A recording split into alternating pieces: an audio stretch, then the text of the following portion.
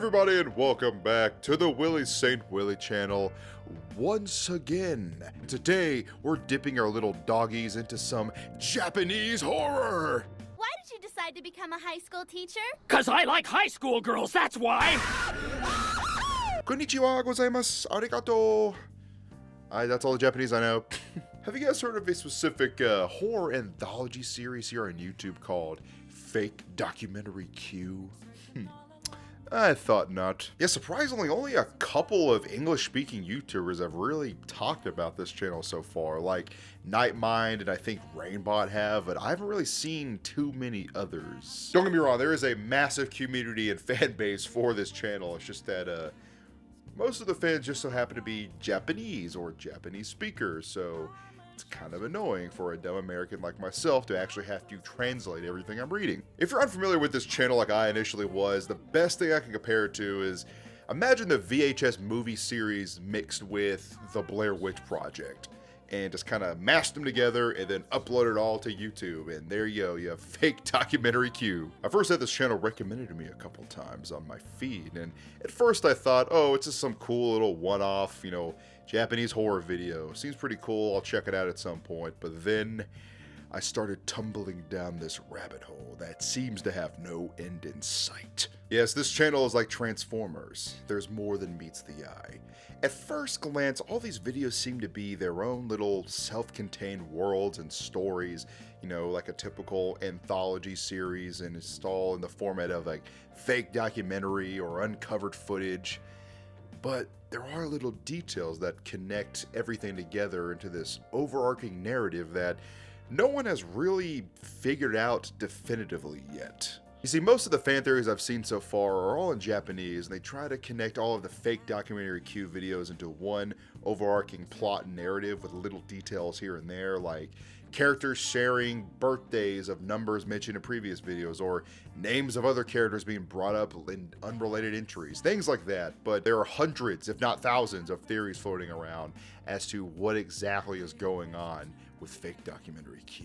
It doesn't help that the series is currently still ongoing, and they have a Twitter that is pretty active, and they'll randomly repost or like random posts and theories from fans that often have nothing to do with each other, just to stir the pot, I guess. So yeah, it's kind of cuckoo, okay? So instead of a dum-dum like myself just spouting nonsense about the Q, I thought it'd be more fun to just handpick a few of my favorite entries in the series so far, because they are basically like short movies essentially, and they can range from like anywhere from 8 minutes to like 40 minutes. So I'm just gonna pick my favorites so far that I've seen from all the ones up to date, because the last entry I believe was like March 2025, so not that long ago.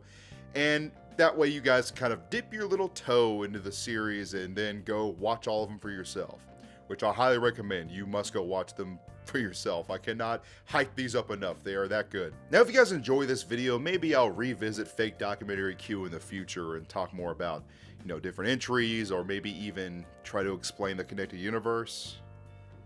Hint, hint, wink, wink. If you like and subscribe, maybe I'll talk about it again. But guys, feel free to let me know your thoughts in the comments below about your favorite FDQ entries or your own theories. I'll be more than happy to read them and maybe leave a heart on them, you know, just because I like you.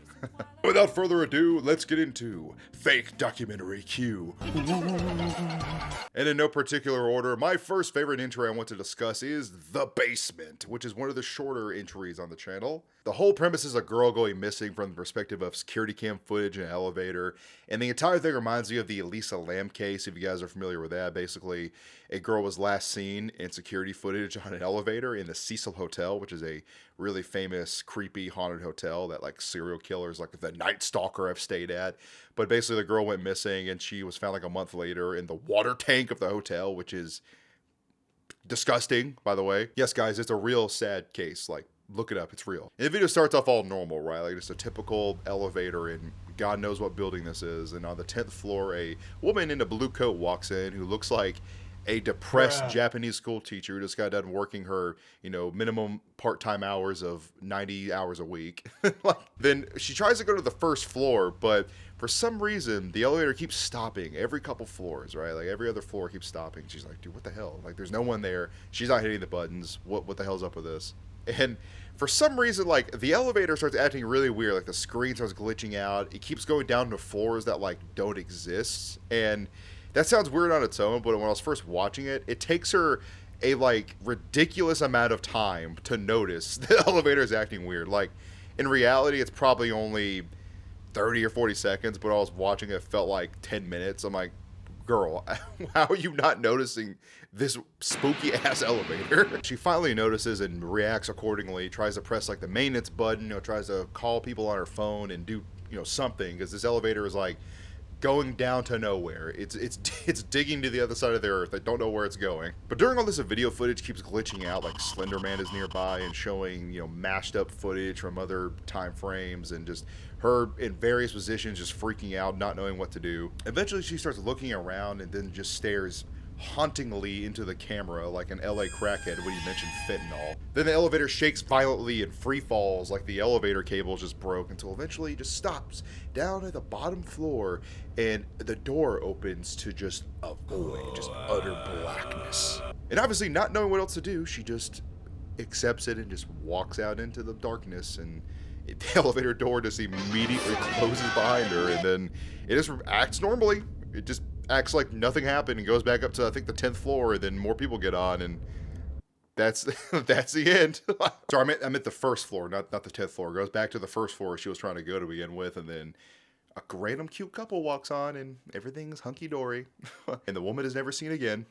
Now, in my opinion, the jumbled up like footage that you see flashes of other people, I think that tries to imply that this woman was not the first person to go missing in this devil elevator. By the way, the whole premise just reminds me of like the movie Devil, the M. Night Shyamalan movie, where, you know, the group of people are trapped in the elevator for most of the movie, and then it's revealed that one of them was the devil the whole time. Ah, evil.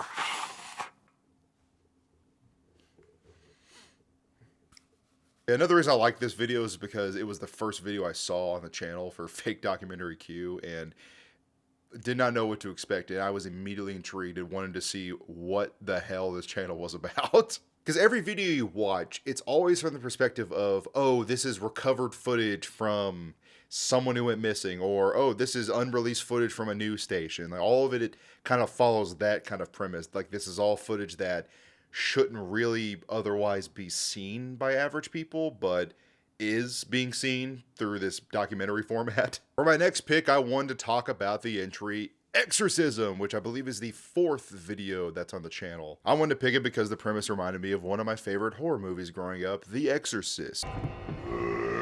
Now, this footage is supposed to be from a filmed advertisement from some psychic's, I guess, business, and it's like unreleased footage. Now, it's from the perspective of this psychic or medium named Araki and his cameraman, and the video opens with them being called out to a house in rural Japan for an exorcism, and they're just kind of walking to it while he's, you know, dressed in his nice business suit, and Araki is himself a silver fox, you know, a handsome man, but he's not as handsome as Father Karras in The Exorcist. For all of you real St. Willie fans, you'll know I made a video on The Exorcist iceberg, and you'll know how much I love Father Karras. He's a cutie. Anyway, the cameraman runs up to him, and Araki's all like, yo, get this 80s porno camera out of my face, okay? You're wasting footage. We only have like 20 minutes left to film this whole exorcism. So it cuts to them getting to the house, and they introduce each other, and they walk in, and it's just a man and his wife. And at first I was like, yo, there's gonna be a little girl, right? There's always like a little girl who's possessed, and he's gonna have to deal with it. But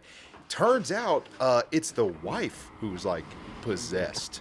And the husband starts talking about it, and apparently at night she gets a little freaky with it, all right? She starts like howling like a damn alpha wolf and running around into the night, and, you know, taking off all her clothes and snail trailing all over the Shinto temples. It's all this insanity that he just can't deal with. Women, am I right? Wives, am I right? Can't live with them. The husband says, that's why I called you. I can't deal with this anymore. This is getting out of control. She's clearly possessed. But then Araki explains that the house in the property is basically like a doorway for spirits, like the way the property is like positioned. So their front door is almost like a front door entrance for spirits to come in and out. And the spirits Otherwise, wouldn't normally be a problem unless they find a host that's there that they deem compatible, and they'll try to stick around and like possess them. And that's basically what Araki was like is saying. He's like, it's bad juju, man. This house is bad energy. I don't like this feng shui of this place. Okay, I'm glad your aunt contacted me because you need help. So once he explains that, he basically has to make like a makeshift Buddhist altar in order to do this cleansing ritual to try to help the wife and get rid of this bad spirit. But before he does all that, obviously, he can't just wear a suit for all this. He's like, let me make myself a little bit more comfortable now. And he goes in the other room and comes back in like a ceremonial robe that, it is fire, not gonna lie. It's kind of clean though. So he makes the altar, does the ritual, and a lot of the, the symbolism I'm unfamiliar with. I don't know too much about Japanese folklore and the, some of the mythology or religions. Like, I don't know too much about it, so I'm not going to claim to know what all he's doing exactly. At first, the ritual goes pretty well. It goes pretty normal. Everything's calm and peaceful, and then the wife starts cackling, like laughing in this weird, it sounds like a drawn-out hyena laugh that's like in slow motion. And it's very creepy, and she does that for the remainder of the video when she starts. But then it gets way worse. She starts spasming and freaking out and flailing around, and Araki is like trying his best to keep it under control. He's ringing that bell, he's trying to calm her down. And then, like, at the very end, he basically admits that I done goofed. It went bad. It's wrong. I messed up. But then the video abruptly ends, leaving their fate unknown. I'm assuming that it was because he ran out of footage. Like, I want to believe that it wasn't supernatural at all. He just ran out of footage. Now, this one I like a lot because there's little details that I can't really confirm if I saw them or not. Like, there are parts of the video where I could have sworn I saw like a shadowy figure behind the medium. But looking back on it, I don't think actually there was a figure there. Little things made me paranoid like that. There's a lot of details how like the footage is like hasn't been purified, and there might be some other presence that the medium just didn't know about or wasn't aware of, and that's why the ritual was messed up. And so many details that really add on to later entries, because apparently something I found out by reading the comments as I go back and look at it. Apparently, this house in this video is the same house that was in entry number 10. Entry number 10 is The Visit, which I will not be discussing. I didn't pick this one out to discuss in this video because I have one more I wanted to talk about that I liked a lot. But yes, you can see how I'm structuring this, right? I introduce you to the really short one, and then I'm getting progressively more to the entries that add way more to the lore, See what I'm doing? See, I thought about it like this, But anyway, moving on, for the last entry I wanted to talk about that I really liked a lot was The Portrait. And this one is, let's just get into it. You'll see. So The Portrait is from the perspective of a news agency that was following an elderly couple named Michiko and Hideo, a husband and wife who are retired because Hideo used to be a cop and they're living off their pension, and also Hideo has minor dementia, like basically early onset dementia. So at first the news director was talking about how they wanted to focus mostly on Michiko because, she's the more lucid one and handles all the finances and stuff like that. But then the longer they stayed with them over like the week that they were documenting them, they started to notice some other weird little oddities, especially with Hideo. Some real strange goings on. Like the news director talks about how once a week Hideo will go to like a clinic to help his dementia, but all the other days of the week he'll wake up at like the ass crack of dawn and then disappear all day to go for a walk and come back at 5 p.m.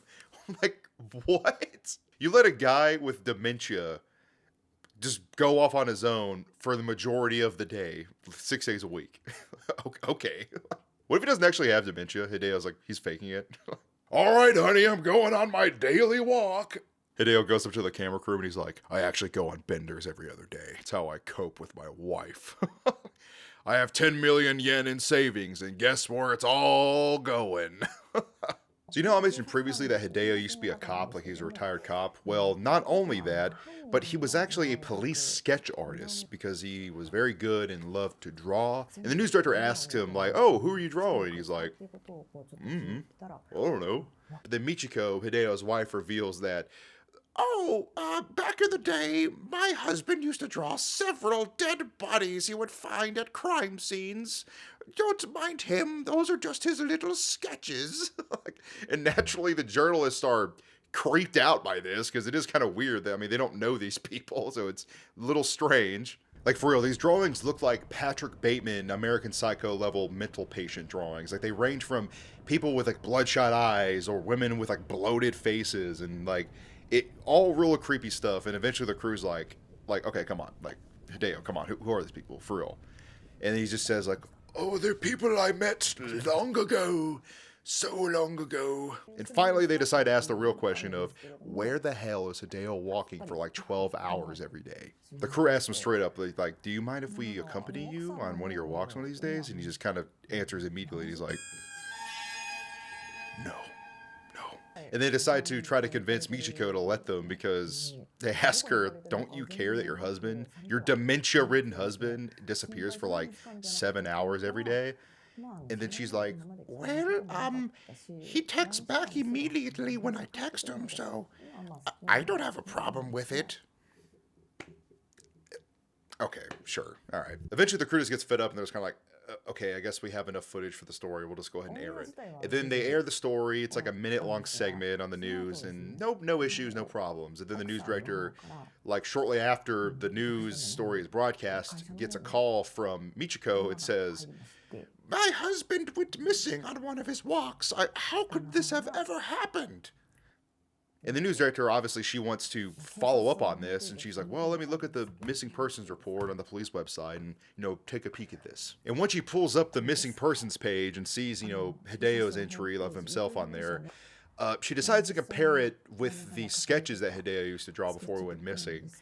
And sure enough, all of the missing persons people on the website are actually correlated with sketches that Hideo drew in his sketchbook every day, which is creepy. Now, first you might be asking, well, couldn't he have just had a laptop and just seen the pictures of the missing people on this public website and then draw them in a sketchbook? Like, maybe? Well, true, he could have for some of them, but here's the problem, is that some of the sketches he drew were drew after the interview, which means that these people were drawn in his sketchbook before they went missing and posted on the website. And basically it suggests that Hideo saw these missing people either before they went missing or after they went missing, which means he might have saw their bodies during one of his walks. And the creepiest part is that the very last sketch he draws is himself before he went missing. And what's funny is, like, I thought it was funny that the video they use of the reference for his sketch was when he was like drying his hair. I thought that part was kind of funny, but it still is very creepy. And I was like, no way. No way, man. But there you have it, guys. Those are a few hand-picked FakedocumentaryQ videos that I just really wanted to highlight for you guys to kind of introduce you to the concept of the channel and really get you invested in the lore of the series, because I wanted to end off with the portrait one because I thought that one was such a slow burn level of creepy. Like, all the ones I remember watching, there's no real over-the-top gore or in-your-face horror moment. A lot of it is just very slow, meticulous, and subtle with the horror elements of it. And I really appreciate that because I'm used to more bombastic levels of horror in a lot of the movies and shows I watch. So this was a nice change of pace, and it also adds to the intrigue, the mystery of what FakedocumentaryQ is trying to do with this sort of mockumentary series. And guys, keep in mind, that's only 3 videos. I only talked about 3 entries on the entire channel. There are many more, and the series is still ongoing. And if, like I said earlier, if you guys really want me to talk about FakedocumentaryQ more or in another video,